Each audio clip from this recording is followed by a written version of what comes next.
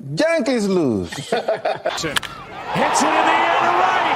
Back at the wall, and the White Sox win it. Stretch, get on back there. They look up. You can put it on the board. Yes. Yes.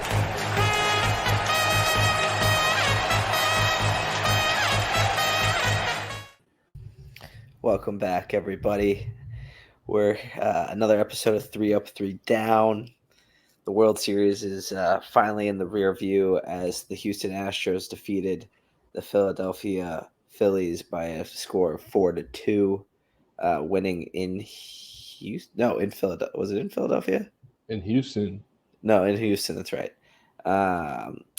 Jeremy Pena ends up being your World Series MVP. Kind of no surprise there, as the guy hit, I think, around 350, if not higher, with several home runs and multiple RBIs. So a very impressive World Series and just playoff from the shortstop, Jeremy Pena, as he was just a stud on the field for Houston.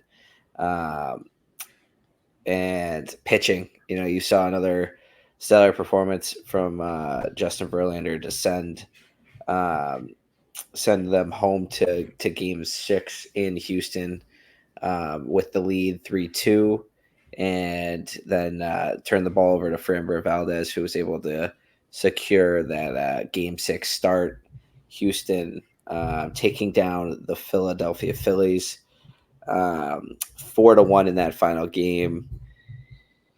Kind of a tough one. Philadelphia, after a scoreless 5 innings, would hit the home run by Schwarber. That kind of got everyone nervous in Houston. And then not even 3 outs later, just turning the page to the other side of the order in terms of Houston hitting. Houston scores 4 in their bottom part of the 6th to kind of just cement themselves as the World Series champions, and they held on to take the series, like I said, 4-2. Before we move on to kind of the rest of the show, I wanted to recap the World Series a little bit. So, Alex, what you see kind of in games 5 and 6, and I believed we live streamed Game 5. We were going to live stream Game 7 if it was going to happen. Game 4. We did Game 4.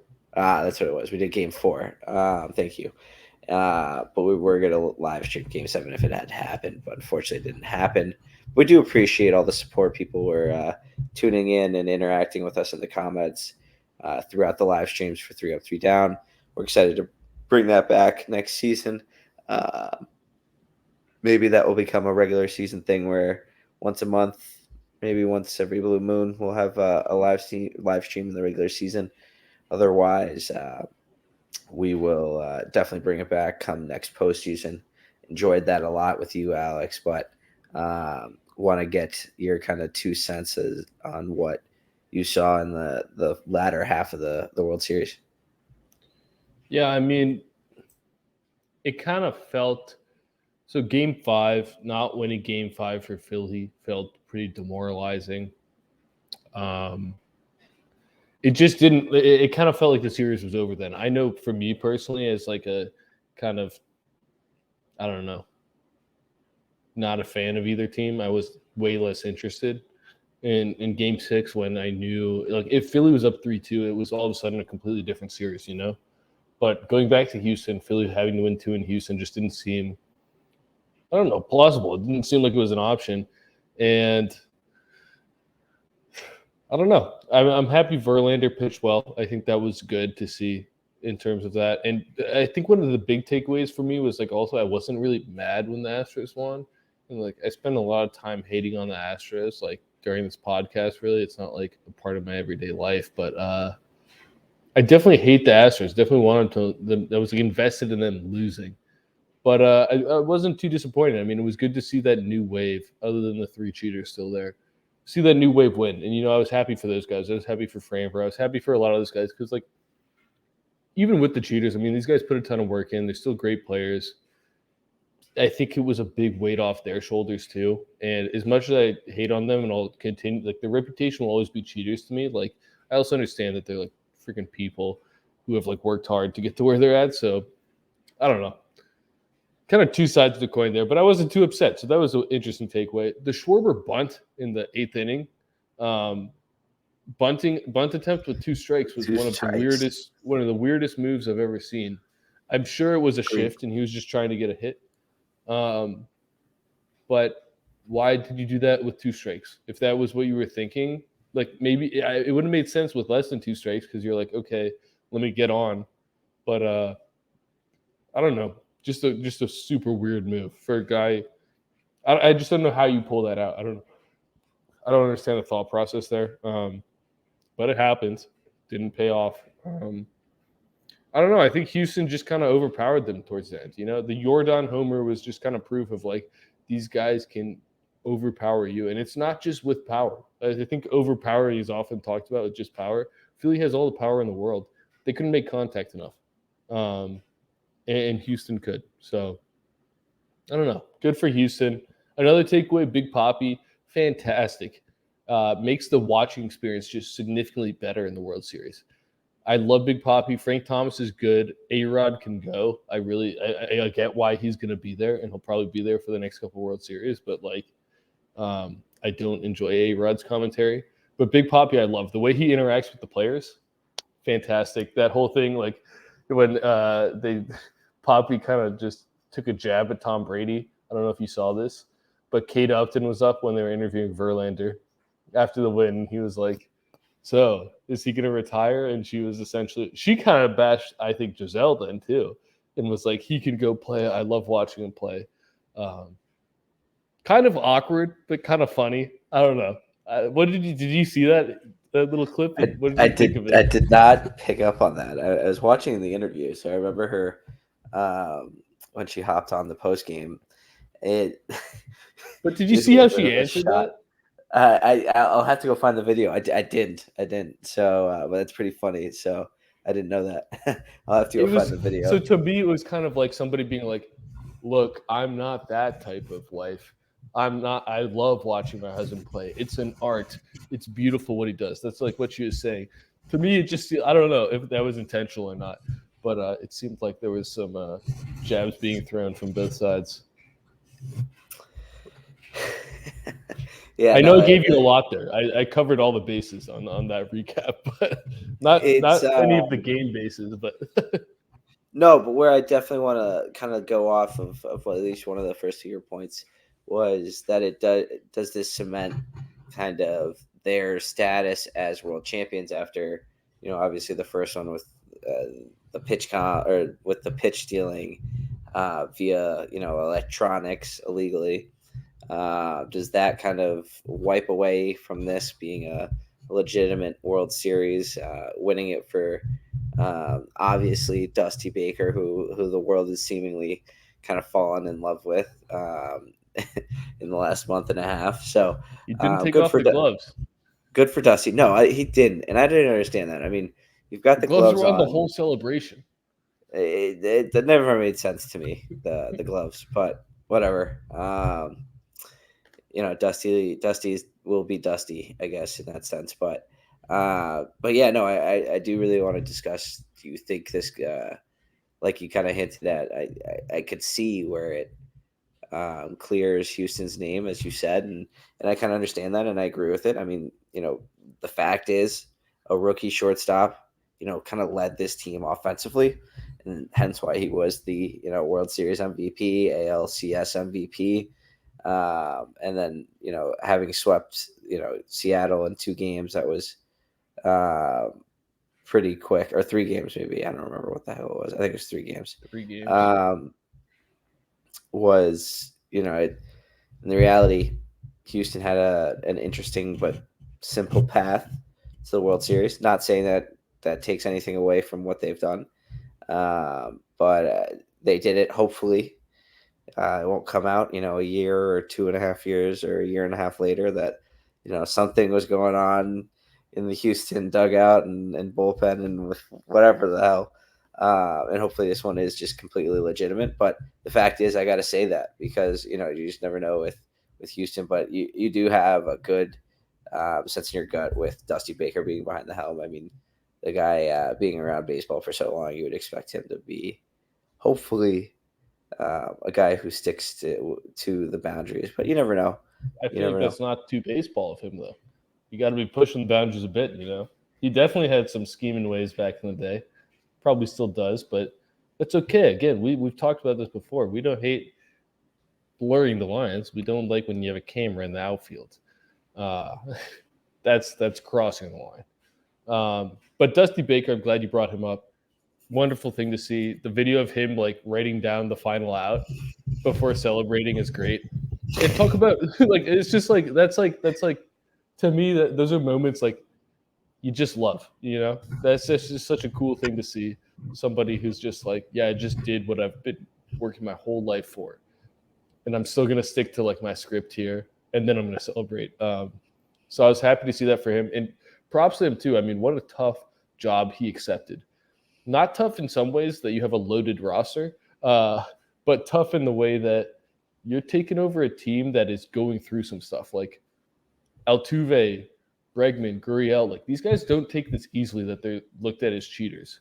And he came in and had to settle down that situation. They get the cheater chance everywhere they go. I think rightfully so. I think you live with your actions, But he managed his team well, so good for that. And then in terms of legacy, well, I actually have two big takeaways from this. There's a legacy part, and there's looking into next year part, which I think will be pretty interesting. And I want to see your opinion on this. But the legacy part, I think the big thing that you have to question is Hall of Fame candidacy. And I think for Altuve is really the only Hall of Famer I see out of the cheater group. Correa could be there, but I think he's got to win somewhere else. But Altuve just did that, And he wasn't great in the playoffs, but I think Altuve is a Hall of Famer. And he's going to be somebody who's going to have the asterisks for fans. They know what he did, but I still think he's a Hall of Famer. So I think this helps his resume a lot. Bregman, I'm not sure he's quite that quality. I know he's very good, but I don't know if it's a Hall of Famer. Gurriel's But not. he's young still. I mean, yeah, Bregman could be, but he just never seems like he'll be one of the I don't know.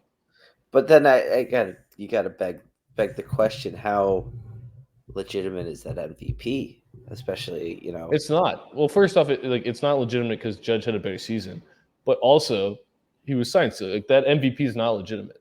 And I think so. that's With that being the case, with the writers understanding that and knowing that, and being the fact that they've kept, the Bonds, the Clemens out of the Hall, a guy, yes, 2 World Series, does that automatically get you a bid into the Hall of Fame? This day and age, maybe, probably. I think the only guys that are going to be retiring with several World Series are going to be, Pujols here in the near future, and Yadi Molina, who I think won at least 2 with the Cardinals. But that's really it. I think he gets in. I think he's been the best second baseman in the last 10 years, by a large margin. And it's really a shame he cheated because he would have been an iconic player forever, given how short he is and what a unique player he is.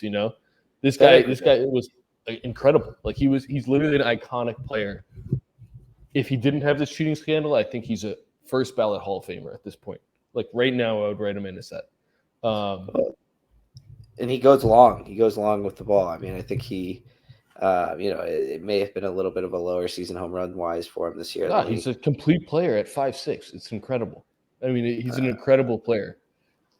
Steals bases, defends. He does everything. I mean, he's an incredible player. It really, truly is I say this a lot when we talk about the cheating. Altuve was one of my favorite players. I don't know how he wasn't one of everyone's favorite players before the cheating. And yeah, 5'6", 28 home runs on the regular season. It is pretty spectacular player. Like he's amazing. It's a shame, but I think he's changed his legacy a bit. So good for him on that. He's got to be happy. I think that's a big weight off these guys' shoulders. They definitely feel justified, But yeah, the other thing I want to ask you about, because I think this could actually be a big storyline for the years to come. The next 5 years, I'm talking. Jeremy Pena went from, I don't know. Rookie of the Year candidate, very good young player, but I don't think anyone thought he was better than Correa. Now he's young superstar, and I think you see sometimes in baseball when you have moments on the biggest stage, whether this is home run derby, an all-star game. Like I think Julio Rodriguez became a better player from the home run derby because all of a sudden he was a superstar, and I think that vibe translates. I can't explain it. I don't get it, but I think people get a vibe and they run with it, and I think Jeremy Pena could be a guy we're looking at next year who's got 30 homers, 30 doubles, and you're like, this is one of the best players in the American League. And I wouldn't have said that before this playoffs. But now you're looking at him completely differently, right? I don't disagree with you. I'm pulling up his year stats. You know, he hit 253, 22 home runs, 63 driven in with a 715 OPS. Solid numbers for a rookie, without a doubt. 22 home runs. Power numbers are there. I would say all signs do point to at least 30 home runs next year. And I do think you can compare him pretty quickly to Correa as a guy who won as quickly as he did. I believe Correa was like 20 or 21 when they won in 17. So both guys are young. It'll be interesting to track what Correa or what Pena does from here on out. And surprisingly enough, as we will get into a little bit later of a little bit of free agency breakdown as the clock hits midnight, the free agencies are free agency season opens up. But yeah, I mean, Carlos Correa, who is on the market after opting out, we'll see what his kind of ability to cement a legacy for his career will be. Pena looking really good out of the bat. I mean, you can compare him here soon. I mean, being the fact that he's a rookie, give Pena maybe 2 years, and I think you'll see some serious power numbers.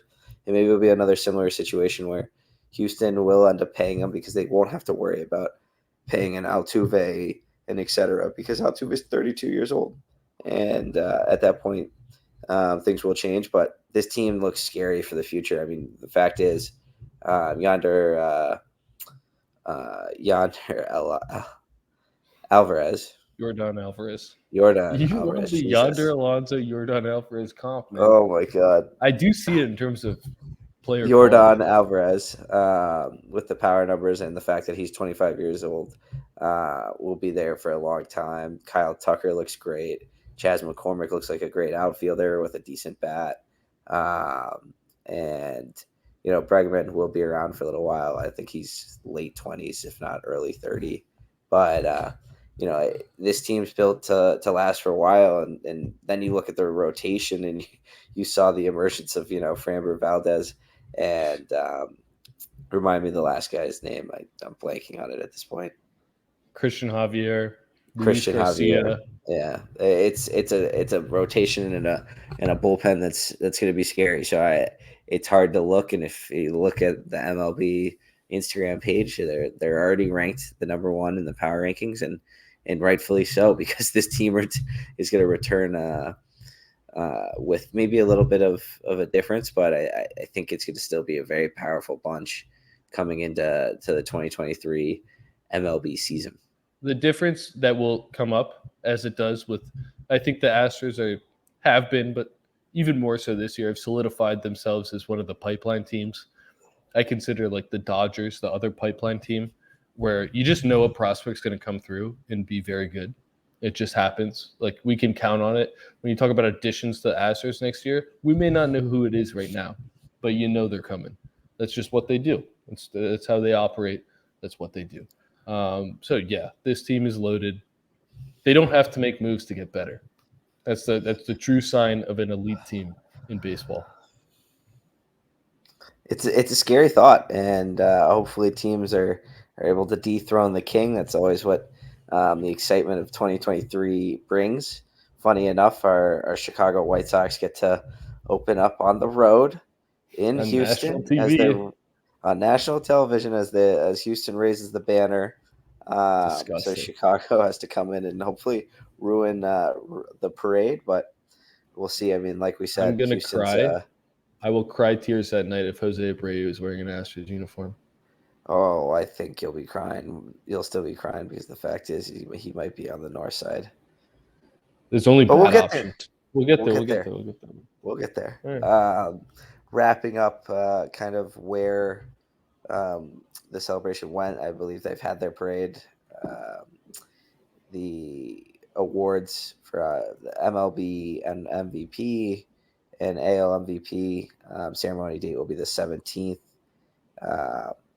So we'll see what comes of that. It looks like Goldschmidt will win it in the NL, and then Judge in the AL with the obvious winners in the Cy Young races of Sandy Alcantara in the NL and Justin Verlander in the AL. But yeah, wrapping up the World Series, wrapping up 2022.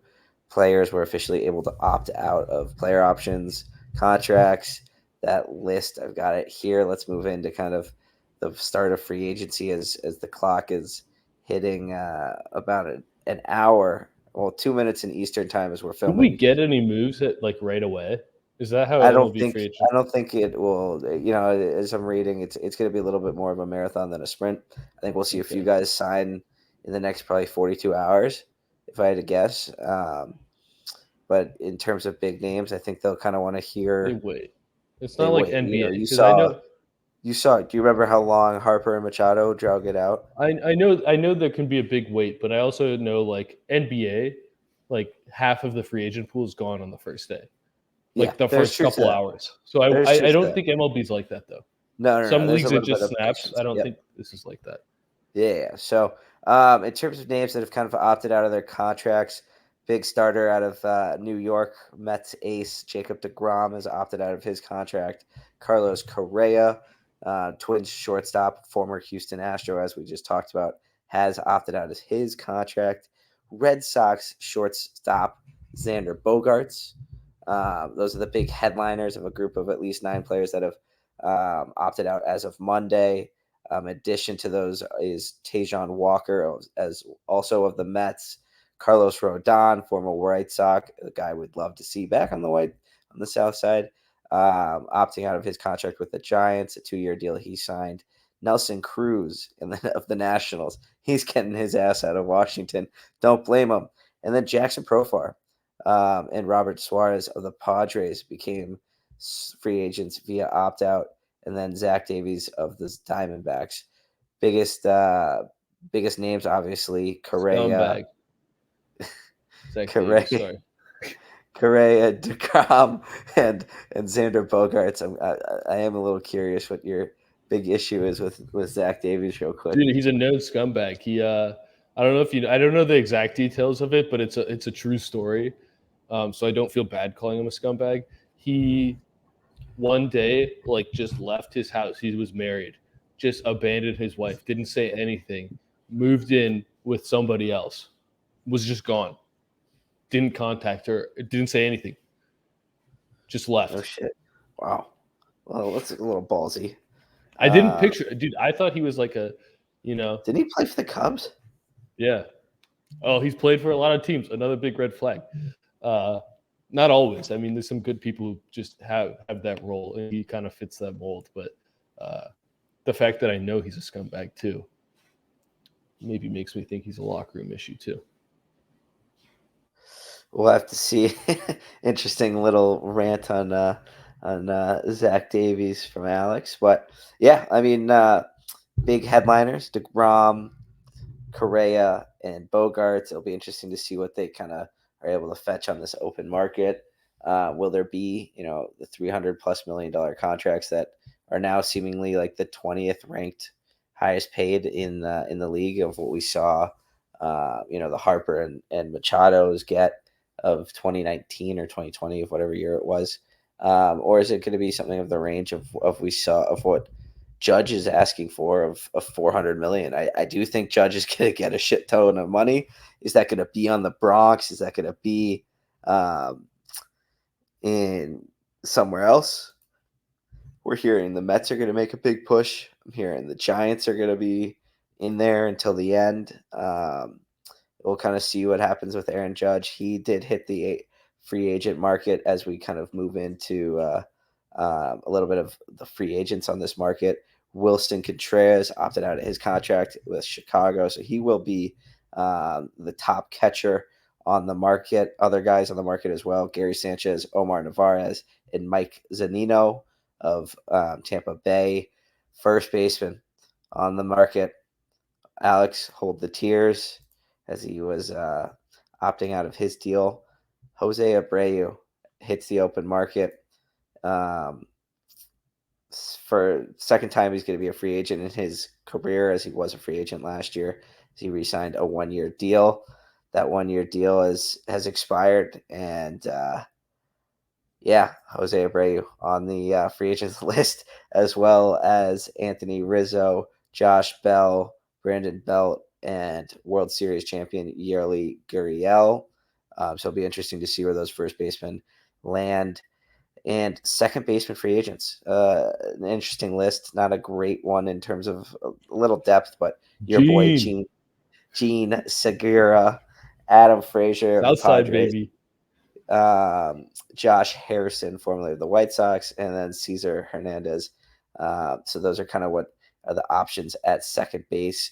This is a very exciting shortstop pool with Trey Turner at age 29 hitting the free agent market. Carlos Correa at 28 years old hitting the market. Xander Bogaerts hitting the free agent market at 30. And then Dansby Swanson hitting the market at 29. Should be a really exciting shortstop pool. Cubs will be in on that. You got to think the Twins will be calling Carlos Correa, maybe giving him the money that he deserves, but we'll see. But should be an exciting one. Trey Turner, he said he wants to go east. Could that be Philadelphia? Well, not Philadelphia. Well, it could be Philadelphia. Could be New York? Could it be, could it be back in LA? We'll see. It's possible that the Dodgers have a little bit of a turnover. In terms of the third baseman options, not a great depth with Justin Turner hitting the market at 38 years old, and then Joey Wendell. Left fielder options: Joey Gallo, after a pretty tough 2022 campaign on the starting it out in New York and then finishing it out in LA. He will hit the market at 29 years old. Andrew Benintendi, also a free agent after his short stint in New York after being traded by Kansas City. Adam Duvall, and then AJ Pollock, David Peralta, and Jock Peterson. Those are the guys hitting the left field free agency market. Center fielders: New York Met Brandon Nimmo, a guy that New York media has said that the Mets are going to target and try and re-sign. Kevin Kiermaier, Obdel Hira, Lorenzo Cain, and Kevin Pillar are the kind of center fielders that are out on the free agent market. The big name, the right fielder leading it, Aaron Judge, 16.9 wins above replacement. 31-year-old Aaron Judge hits the free agent market for the first time of his career. Mitch Haniger of the Seattle Mariners, Will Myers of the Padres, and Tyler Naquin hit the market for the right fielders. Michael Conforto also on that market, as he did not end up anywhere after an injury suffered in preparation for the 2022 campaign. He was unable to get ready. Then lastly, before we get into pitching, we'll break down the fielding positions before we go into pitching. But the designated hitters that are hitting the open market: JD Martinez, Michael Brantley, Matt Carpenter, and Andrew McCutchen. Nelson Cruz, Trey Mancini, and also Charlie Blackmon are hitting the market for designated hitters. Obviously, a lot of names that I just went over. The ones that will catch your eye: Correa, Turner, Judge, Bogaerts, and Contreras, some others. What are you looking forward to most in this free agency period? You got to think the Mets are going to be big buyers after Stephen Cohen taking over that Mets team.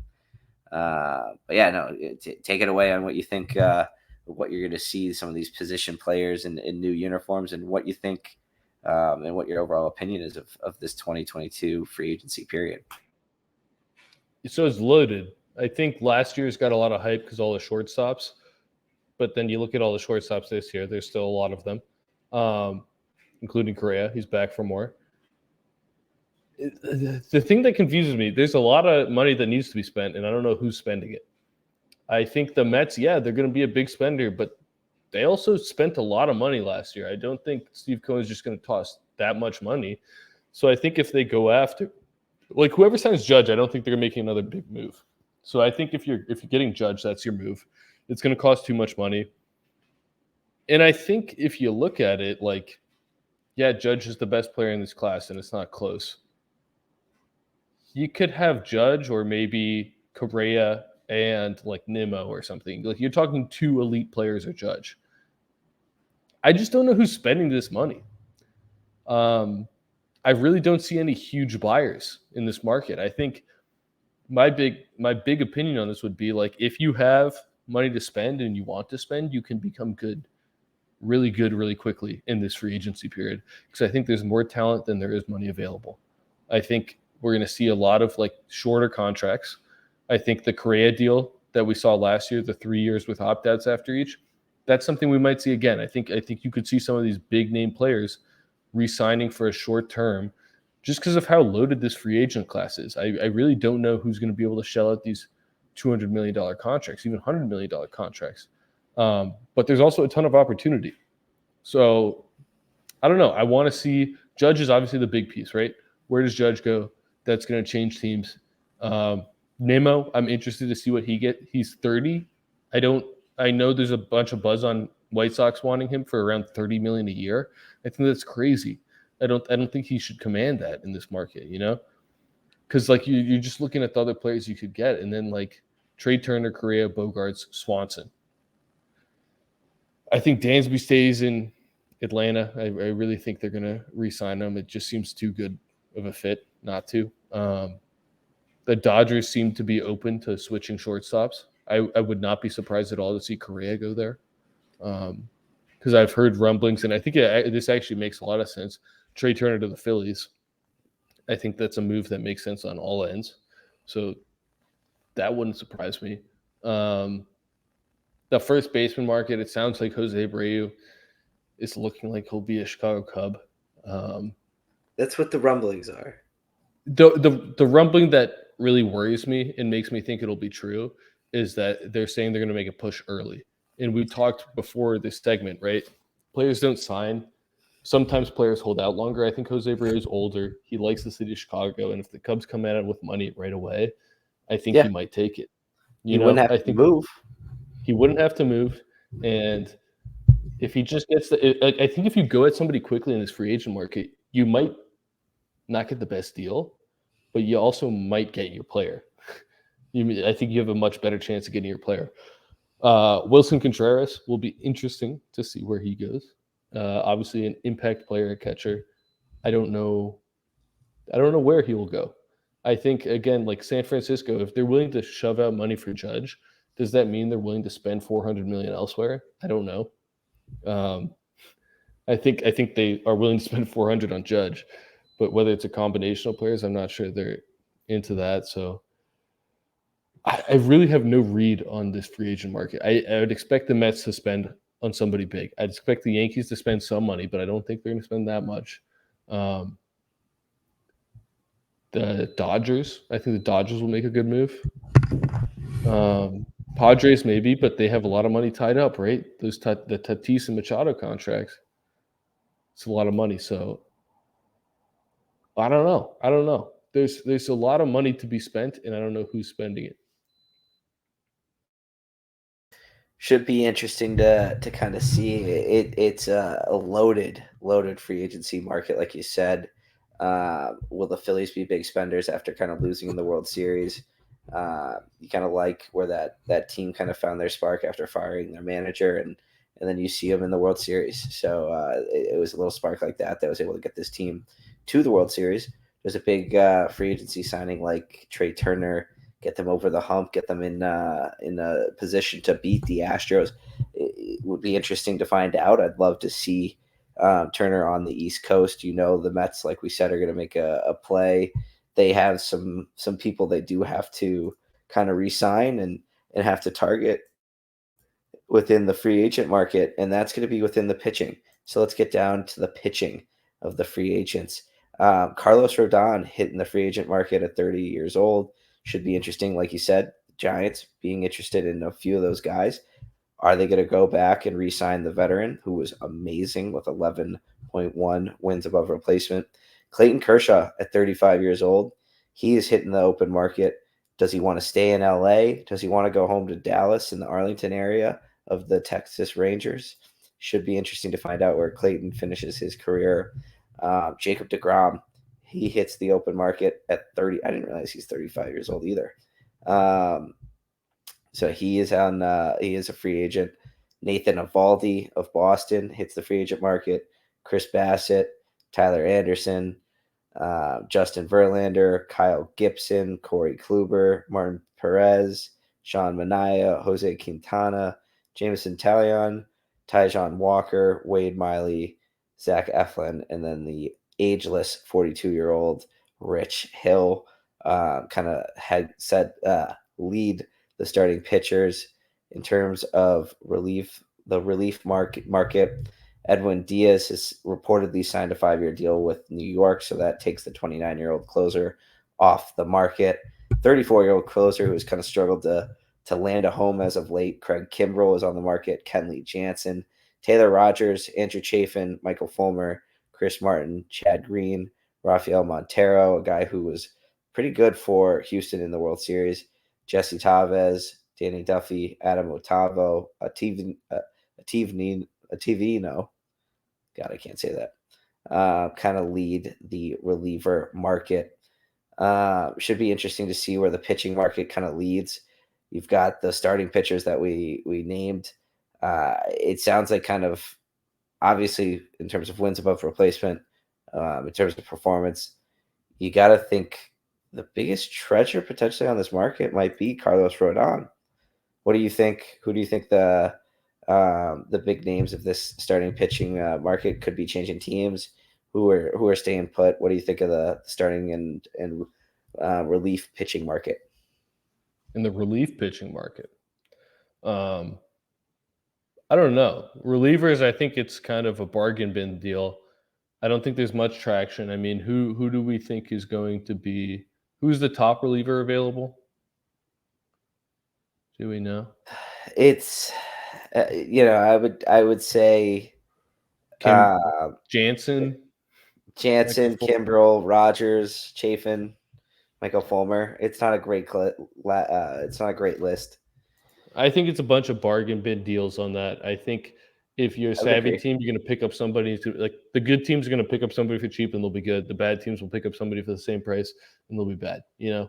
I think that's kind of what we're going to see here. Can you scout these guys well? There's a ton of options. Like there's a bunch of names that are recognizable here who are good players. I just don't see anyone really getting a big contract from the reliever market. It'll be like, what does Craig Kimbrell get? Hall of Famer. Like I think a surefire Hall of Famer who's struggled. What do you pay him? I have no idea. It can't be that much. I don't know. I don't know. Kenley Jansen's kind of in the same boat. Not as, I don't know. Coming off a good year, could have another good contract. I think like when you talk about those high end like big name relievers, I think you see like maybe the Mets sweep in for one of them for a setup role, but that doesn't really make sense. Maybe the Phillies look in. I think the Phillies could be active there. They might. I think after that whole Alvarado experience, they're going to want some bullpen help.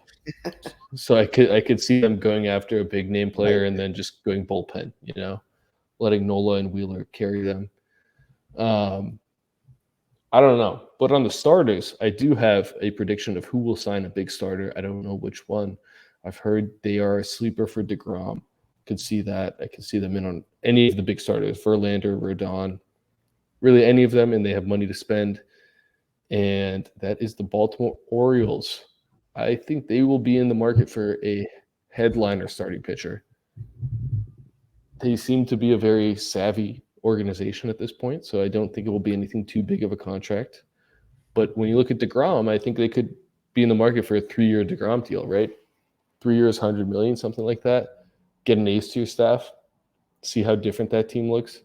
They're a team in need of that top-tier starting pitching, and I think they have the money to spend, and I think they've become an appealing destination given how they played last year. And I think players see that and say, oh, with a couple signings, if they're serious about it, they could be in that playoff hunt again and not be chasing it, but be in the thick of it. So I would look for that. I think the top teams are going to make runs at these guys. I wouldn't be surprised if Verlander goes back to Houston or to I could see him going to LA. I could see him going to Atlanta. I've heard Atlanta's in on DeGrom too. That wouldn't surprise me. I think the Mets will sign a big starter. I think they're looking at that rotation that was such a strength and thinking probably hey, we need to add somebody. I think Steve Cohen will look at this and say, let's get another horse in there, whether that's DeGrom, whether that's Verlander, who knows. But again, I mean, you're looking at a market where there's a ton of opportunity. There's a ton of big name talent in the starting pitchers. Who is going to sign these guys? I don't think it's obvious. I really don't think it's obvious because I don't know who has as much money to spend in all the places they need to spend, right? If you're Atlanta and you want to re-sign Dansby, he's going to ask for a huge contract. Are you then going to be willing to go and sign DeGrom? Are you going to be willing to go for one of the big boys? Maybe not. But then who is? It's a very interesting market this year, and maybe I'm just not reading this correctly. I just don't see that many spenders. I don't get the vibe that the Dodgers are going to have a huge offseason. They're going to sign somebody big for sure, but they don't give the vibe. I haven't heard that anybody's willing to go out there and just spend money. So it'll be interesting. I think the Phillies, they got to taste it, and I think they're going to want to just bolster. But again, I can see them spending a lot of money on that bullpen right now and just going and signing 4 named relievers as opposed to the random relievers they've had. So I don't know. Do you have a read on this? Do you think I don't think the Yankees are going to look for a big name starter. They should, but I don't think they have the money. It's going to be interesting. I mean, you got to think the Yankees said Brian Cashman said he's going to throw kind of the bucket at Judge, and a blank check is what the Yankees fans basically want him to hand them.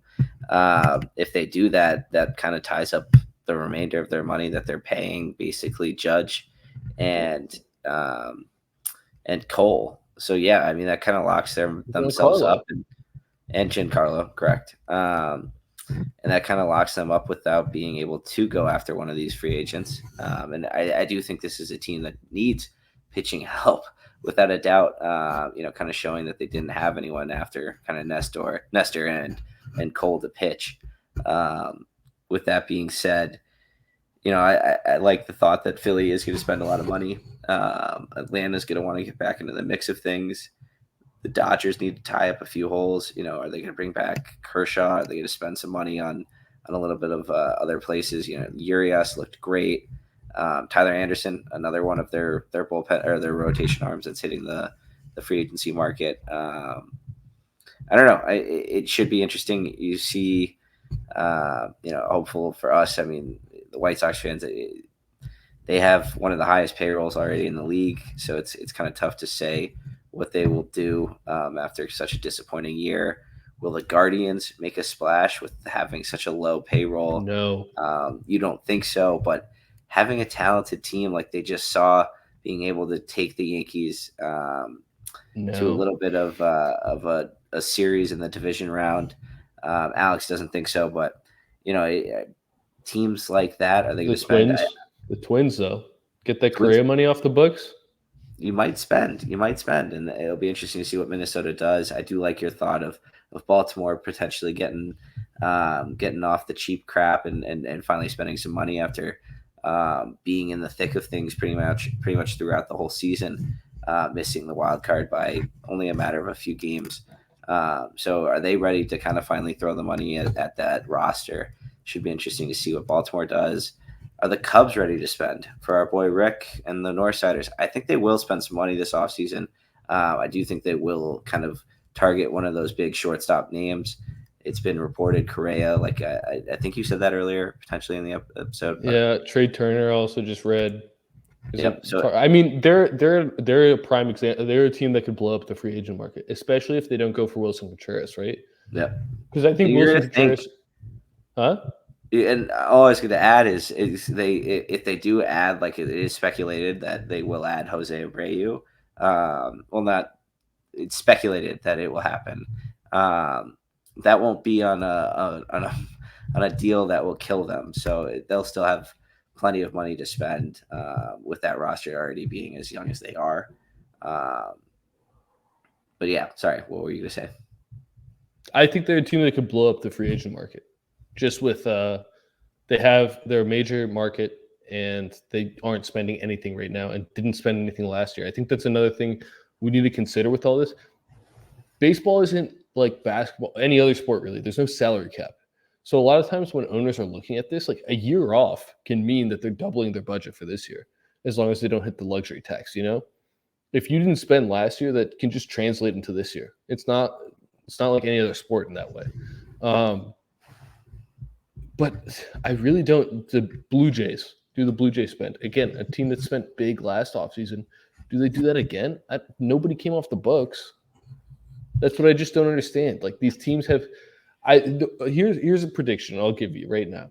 It's something we see in the NBA a lot, in NHL too. NFL I don't think as much, but NBA is a big thing. Trading for contracts, right? Teams will trade away a bad contract with a prospect or a pick in the NBA case, but to just free up cap space. I think that could happen a lot this year. I think, like, what if the White Sox called? I don't think this will happen, but this is an example, right? The White Sox paying Yasmani Grandal $18 million a year. He was a negative at catcher. What if they say, hey, we'll give you a prospect, you take Yasmani? That opens the door for them to go sign somebody. I can see a trade like that happening, and I don't think it's normal in the MLB. I don't really see that, but I think some of these lower teams in the rebuilding phase might eat money to get another prospect on that team. I don't know. I'm not saying I'm confident that will happen, but I could see it happening because, like, these teams don't have that much money to spend. You're not wrong. Like, okay, can I go rapid fire with you here? Just give me a yes or no. Sure. We'll go very quickly on just let's do every team here. Just give me a yes or no whether they're going to spend money. Okay. Like big money, you know? Like I'm talking whether they're willing to give out a $20 million a year contract. Oakland. Okay. No. Yeah. Kansas City. No. Yep. Detroit. Maybe. I think yes. I think they could be a spender.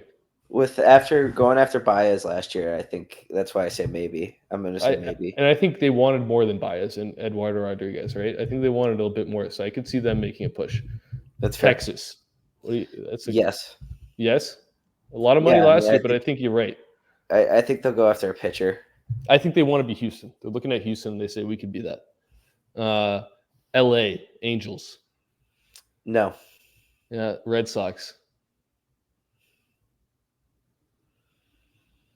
I don't know. They're worried with. I think I don't know if they've locked up Devers, and you've got Dalbec in the future coming up. You know, and they didn't re-sign Bogarts because of money. So my gut says no, but it's the Boston Red Sox. So I think if they're in one of these conversations, it wouldn't shock me. And they do have that story contract too. That is true as well. I mean, but JD off the books, I guess. JD off the books. So I don't know. I mean, like I said, my gut says no. I'm going to say no, but it wouldn't shock me if they're in some of these conversations. At least checking in. Minnesota. Yes. I agree. White Sox. 20 mil plus to a player. No.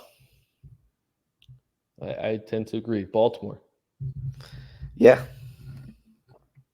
Tampa. No. Okay, Seattle. Yeah, potentially. Okay. Haniger, they did not elect to re-sign Haniger. They had the choice. Toronto. No. Okay. Cleveland. I'd like to think Cleveland will be in some of these conversations. I think they a $20 million a year player. I'm trying to think who would they go after. Maybe not. I don't. They could go after anyone. They could go after anyone. It would fill a need. No, I understand an that. But they have or a pitcher. They have Jimenez at short. That's great. They have Naylor at first. They don't need an Um, infielder. They really don't need an infielder. They don't need outfield wise. They've I mean, they could use an outfielder, but they won't. Like, are they going to sign yeah. a I big mean, name outfielder? I don't see them spending 20 million. Do you see them spending on a pitcher when they can just develop as many as they want? Well, they've got Beaver, they got Plesac, they've got McKenzie, McKenzie, they've got that other guy. I can't remember his name at this point. Savale. Yep. They got So I don't see him spending money. No, I guess you're right. Houston and the Yankees. Yes, yes. But they're not even yeses. I think they're re-signs, if anything. I mean, I think okay. I think the Yankees are Judge. Yeah, I think the Yankees would be re-signing Judge, and I think Houston would be re-signing Verlander, and maybe finding another bat to replace Gurriel and left. I think Houston's like 2 medium big contracts, you know? The short term just plug big holes. So we got 5 teams, 5.5 in the AL, maybe 6. Are you ready for the NL? Oh, of course.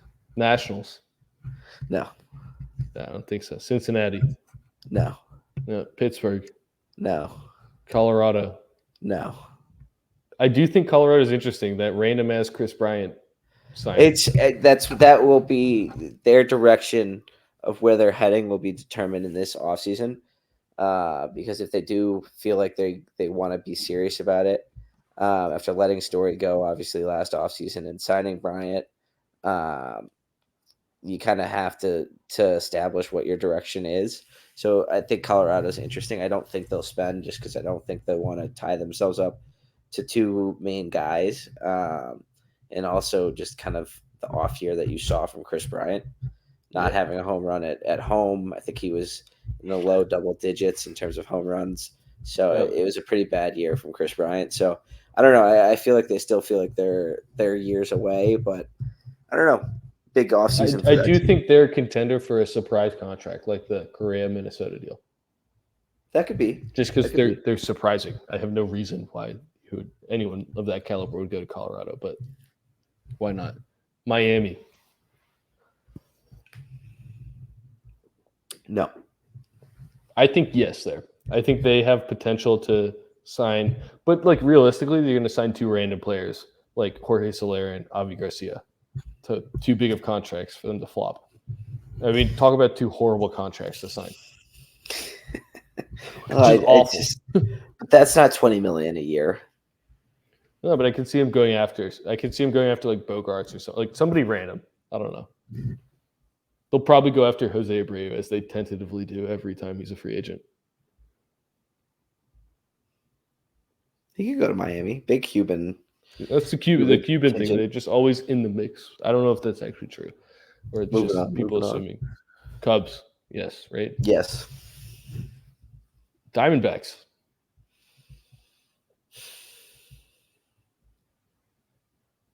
No. Yeah, I again, surprise contender. If they wanted to go get somebody, they have a good young group of prospects that are playing now, good young core. I can see him, but I don't think so. San Francisco, other than Judge, I'll say, other than Judge. I think they'll be calling around. I think they'll be in the ear of DeGrom. I think they'll be they gave Rodon 18.5. He's earned more than that, so I think he'll seek it probably 20 million a year, not 19. So I think yes, definitely for San Francisco. Okay, Milwaukee. No. Agreed. Philly. Yes. Yeah. San Diego. They're in a lot of money. No, I don't think so because you gotta give Soto a ton of money, and you kind of gotta put your chips in the Soto camp rather than the Tatis camp after all the bullshit he has taken them through and will continue to heading into the beginning of next year as his suspension continues. And either way, if you want Soto, you're looking at 3 huge contracts on the roster. Yep. So I don't know how you go after somebody big. Yep. Mets. Yes. Agreed. I think they're a yes exactly how you said it, though. They're not as convinced, but yeah, no, I think they'll definitely be in the market. Are they able to land that free agent? That'll be the big question. They were able to get Scherzer, obviously. I just don't know if they can throw that type of. They overpaid everyone last offseason. That is true. To get them. And they have prioritized the fact that they want to bring back Nemo in center. But it should be interesting if they do target a Trey Turner. And they don't need a shortstop though, so they would ask Trey Turner to play second. Yes, and will they bring back DeGrom? I don't think DeGrom comes back to New York, to be completely honest. It seems odd because if DeGrom was a free agent, I'd say he would go to the Mets. But the fact is, it doesn't seem like the vibe's there for whatever reason. Vibes. St. Louis. I wouldn't be surprised if they toss money. I think it's a team that was pretty close. Getting to the wild card. Did they get out of? I can't remember if they got out of the wild card. No, they lost to Philadelphia. Winning the NL Central. And they got out of the wild card. They lost in the division series, was what it was. No, they lost in the. They lost to wild Philly card. In the wild card, right? Yeah, they blew that big lead. 2-run lead. So I think after seeing what Arenado and Goldschmidt put in front of them, I think losing obviously Molina, I think Contreras looks like a good fit in the St. Louis uniform. That's a good call. And it should be interesting to see if they add a bullpen or not bullpen, a rotational arm, if that means one of the top guys, if not maybe some of the average to the below average guys that we were talking about. Quintana returns maybe. I kind of like a top starter going to them, like a Rodon. That could be. I think that I wouldn't be surprised if they're calling Carlos and saying they probably weren't loving that Quintana was starting a playoff game for them. No, he pitched well, but that's what the reality was. But that says a lot about what that rotation looks like right now and the holes that it has. I mean, you've got Adam Wainwright coming back, which is great for the legacy of Adam Wainwright. But you got to think that you could probably do a little better. He can't be your number two. They have Flaherty there, who is injured, so we don't know what he is right now. All right, last two. Dodgers and Braves. Yes and yes. Easy. Yeah, agreed. But again, tentative a little bit for me. I think they're one or two guys. Well, I think, like you said, I do see Dansby Swansea going back to Atlanta at 29 years old. It's been the only team he's had. He's won a World Series there. As long as the money talks, I think that happens. Should be interesting to see what the Dodgers do with Kershaw. I don't think it's a ton of money going to Kershaw's way as he's, kind of winding down in his career. But do they re-sign Trey Turner? Do they hand him the purse? That's kind of what their big offseason, I think, would look like in reality. I think maybe adding another bat in replacement to kind of Gallo that just kind of didn't live up to what he was supposed to deliver. And after that fresh start of getting out of New York, I don't know. Both teams that are definitely willing to spend the money. It's kind of a question of who would it be if they do lose Turner. You got to think they've got to find a shortstop. Is Gavin Lux? Is he able to take over that spot? I read a report on Twitter that said they're comfortable with Gavin Lux being the starting shortstop, but that lineup looks awful if Mookie Betts and Freddie Freeman, and then it's like Justin Turner and Muncy and Will Smith. Turner's pretty good still. Turner's a free agent too. Yeah. Well, you still got Will Smith. You still got Muncy. Yep. Still pretty good. I don't know. It's going to be an exciting free agency period. Like we said, it has begun on this Wednesday or the Thursday at midnight, I believe Eastern. So it has begun at this point of our recording, but should be an exciting free agency period that will definitely kind of tag along and cover throughout. Moving on quickly, just want to recap because there have been some managerial hirings. So I just want to quickly recap the positions that have been filled. The Marlins have hired Cardinals bench coach Skip Schumacher, replacing Don Mattingly after mutually parting ways at the end of towards the end of the season. The Rangers, after firing Chris Woodward and president John Daniels in August, hired 3-time World Series winning manager Bruce Bochy last month. So that's a big hire for Texas, bringing in a guy with a ton of wins, a ton of experience. So 3-time World Series champ. Is he able to bring the magic to that Texas team that was underperforming, to say the least? So it should be interesting to see what he brings to the Rangers.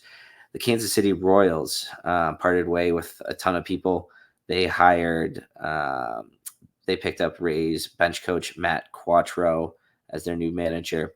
And then, of course, our Chicago White Sox hired Royals bench coach Pedro Griffel, however you want to say it, to fill TLR's managerial spot. Those are the managerial replacements. Bruce Bochy, obviously, the big name on that list. I believe Skip Schumacher has had his chances, I think, as a manager, but if not, he is a name that I have heard before, which should be interesting to see where these guys are able to kind of point their new clubs in what direction with the new managerial hirings. Kind of recapping before we end this week's episode, the outline of what kind of the offseason is going to look like, what we've got coming up with this show, winter meetings starting December 4th through the 7th, the World Baseball Classic March 8th through the 21st, spring training February 25th through the 29th of March, regular season starting April 1st, and then obviously spring training starting basically today. Obviously this podcast will come out Friday, so it will have started. Some names will have been signed by this time, but we wanted to give you a little preview of the free agency period. In terms of an update on the show, we are going to go to a bi-weekly schedule for at least the next remainder of this November month. We'll see what we've got in store for December and January. And then before February with spring training ramping up, we'll go back to that weekly schedule. But it's been a ton of fun giving you guys 3 Up, 3 Down. We had a ton of fun giving you guys postseason coverage. Excited to give you some offseason coverage. We'll try and bring you some interviews. We're trying to line some things up, some good content. We had some fun with Brian Knights, kind of recapping the White Sox campaign. But in the meantime, it has been a lot of fun. Alex, I'll let you say a few words before I kind of shut her down for the night. Yeah, I mean, if you're a baseball fan, be excited now. Your team has a chance to sign somebody. Probably not Aaron Judge unless you're a fan of like 3 teams, but everyone else, there's a lot of free agents to be had, a lot of excitement for this offseason. Yeah, I'm already looking forward to spring training, but I'm excited for our next episode in 2 weeks because I have no clue how free agency will go. And it will be fun to see that happens. And then just generally, baseball season's been fun. I appreciate everyone who listened. Son of a Wookie, got to give you a shout out as always. One of our regular listeners tweeting at us. We love you, man. Try to get you on the show sometime, and we'll go through some of your ideas. The off season is a good time to go through. I know he wanted a stadium ranking, so maybe that we'll have a little episode based on that. I think that would be a fun little winter episode. But yeah, other than that, thanks everyone, and look forward to covering this off season on a little slower schedule, but make our episodes even more action-packed. So, yeah, that's all I got. Without a doubt, and can't forget, a punishment will come. We'll have something picked out here in the near future for Sir Alex to kind of complete after losing in Around the Horn. Now brought to you by Star 6 Media. Proud to say that. Proud to be a part of that family. With that being said, go check out everything on the Star 6 Media Instagram, Twitter, Facebook, Twitch, YouTube, Twitter, or TikTok, all the social medias. We're on it. Go check out all the podcasts, Big League Chicago, JCA Sports, Sports Strip, EAFP, Only Football, Big League, 3 Up, 3 Down, and our newest that Alex and I are excited to bring you here also on Friday, Slot Shot Hockey, a hockey podcast with also our new member of the Star 6 family, Rusty, Ross Matthews. Excited to introduce you to the family. Exciting to kick that one off here on Friday. Otherwise, like we said, we'll be moving to the bi-weekly schedule. So the next episode will be in 2 weeks. Excited to recap, hopefully some free agent signings. Otherwise, 25. This marks our 26th, I believe, episode. Strong episodes for this 22 campaign. It was a fun one. I appreciate you joining me, Alex, for this fun ride. And quickly, before we end this one, he's here. Before we end my the 22, goodness. 22 campaign, we can't end it out without our third co-host, Rick. How are we doing on this What's up? Beautiful Wednesday night? I'm doing good, man. I can only just talk with the right side of my face, but I'm still feeling better each and every day. So that's good. Just thought I'd hop on. I just finished eating. I was like, if these guys are still recording while I finish eating, why not? Let's hop on.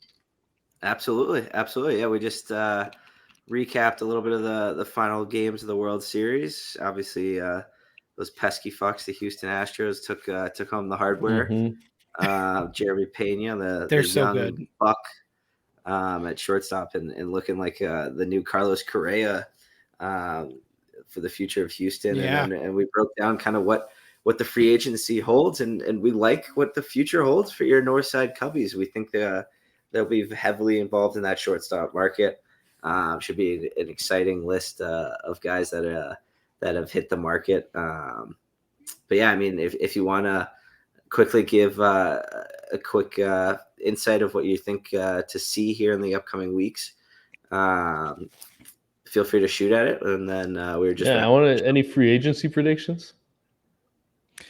Dude, I mean, so these are the things I've read, and that is that they don't want to commit to a shortstop for a long time, but I think they're willing to get somebody, whether it be a Trey Turner or a Carlos Correa, although I think they're leaning more towards Trey Turner. I would love that. The fact that they're thinking about bringing on Abreu, though, I don't like that at all. I don't know why. Bro. I don't like it. I don't like it. Tell them that, please. I don't, and that's the thing. I don't get it, because I've heard I've heard them, if they're not bringing Rizzo, why would you want to bring in an older Abreu? And sure, like, he has done really good things for you guys on the south side, but I don't want to necessarily get older. I don't think that veteran, I guess, leadership needs to be there. I want the young guys to come in, man. I want these young guys to come in and really make a huge difference. I do agree. It makes absolutely no sense why they would sign Abreu. I really don't understand it. Other than just taking a W in the city of Chicago. I mean, I think we're going to win. Hey. You got to understand just take the Abreu guy. back. Tell Chief to take Abreu back. No, God, I wish I could I would sign him, man. If I could do it, he's on the team. Yeah. Lifetime contract. I don't care. It would be pretty rare to see and find a Sox fan that would say they wouldn't bring back Jose. What are you going to say? This just stings even more. I was just saying would that it'd be tough. I was going to say it would be a great troll job from the Cubs. But you don't understand how painful it is you to come on and say you don't even want him. Like, you don't understand how much that hurts. And it makes sense. I don't disagree with you. Yeah. I just don't want to get older. There's no point in the Cubs getting older. They need to get younger, and they need to bring on a Correa or a Trey Turner or somebody like that. Like, there's no reason for them to bring on an Abreu if they don't want to bring back Rizzo. Like, I don't get it. I don't get it. Yeah. Well, it's I don't know. It should be interesting to kind of watch. I think if they do bring on that Abreu deal, it won't be for a ton of cash, and I don't think for a serious period of time. 2 years. Like you said, I think 2 years. Could be interesting to see if they give Rizzo a call. I kind of doubt it after the way things kind of finished. Obviously, letting Wilson Contreras go, that frees up at least $18 million for you guys. So I think you have the money to spend. I think you got to understand this guy. Just to back up our boy Pito real quick, he's going to fight for 162 games. If it means he's got a bad hip, he's still going to DH for you. Otherwise, he wants to be out there at first base. And he's a guy that's going to, once you get through kind of the month of April, is kind of lights out throughout the rest of the season. hit over the 300 mark this year. So got to respect what the guy's been able to do. I do think it would be a nice addition to your Trey Turner or Carlos Correa on that lineup. I do think, like we were talking about a little bit earlier, it wouldn't lock you guys into a certain position. I know you don't want to get older, but I do think a nice veteran presence and a guy that can kind of be a leader to Christopher Morel?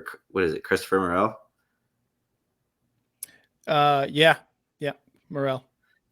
And those guys that are coming up through kind of that Cubs system. So I don't know. Should be interesting to see what the Cubbies are able to do. Yep.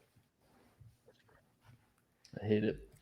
I hate it. And the other reason too is we have Matt Mervis in the minors, and this guy is supposed to be, the next first baseman of the Cubs.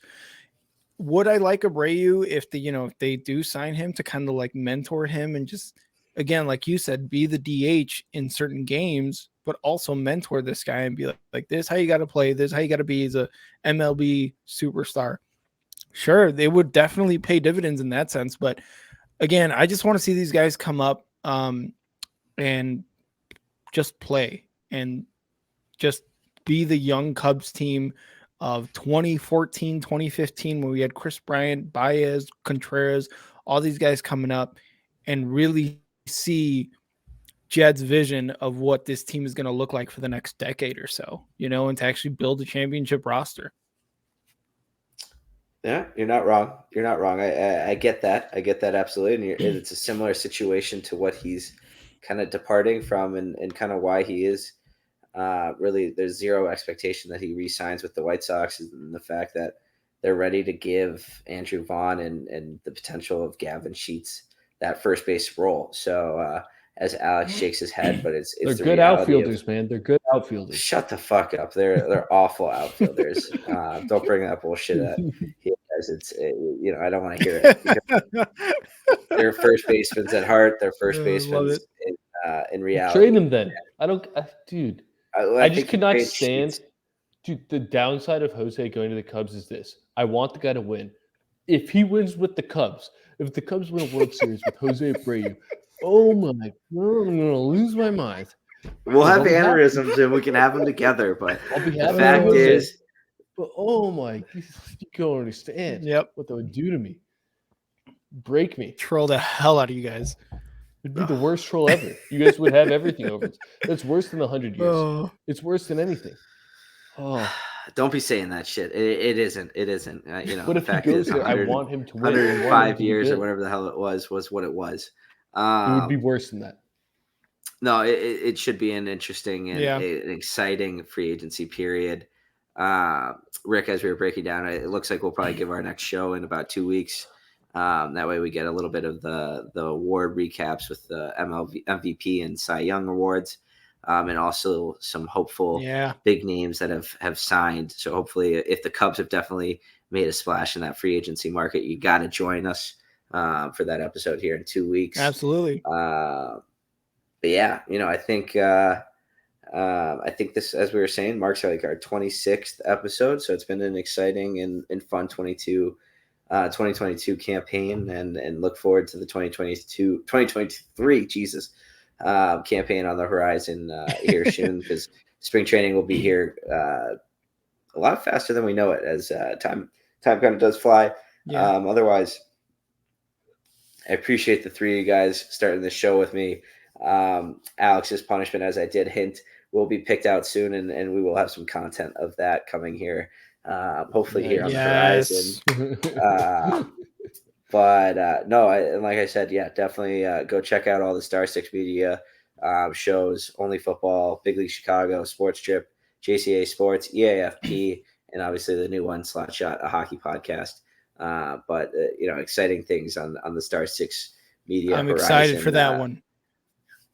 It's we're here to take over the sports media world and content world. So be on the lookout for the Star Six Media Group as we take the sports world by surprise. But Rick, Alex, I look forward to creating some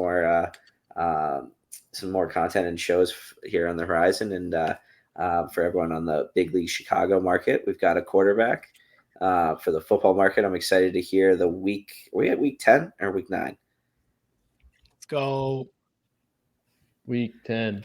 Week 10. Well, I'm excited to Lions hear Bears the this weekend, baby. I'm excited to hear the only football week 10 Yep. broadcast, and excited to catch what the boys were kind of talking about on the JCA Sports podcast this week. So definitely go check out all the boys. Give Rick a follow at @Rick on Twitter. Give Alex a follow at Northside_Sox. Shoot me a follow at SiffyMan. And then, of course, go check out the Star 6 Media pages on all social media platforms. Besides that, that marks the end of this episode. We'll talk soon. Boys, have a good night. Rick, thanks for joining in for the final few minutes, and I hope to see you guys soon. Thanks for having me on, guys. Nice seeing you guys again. Of course, that was good.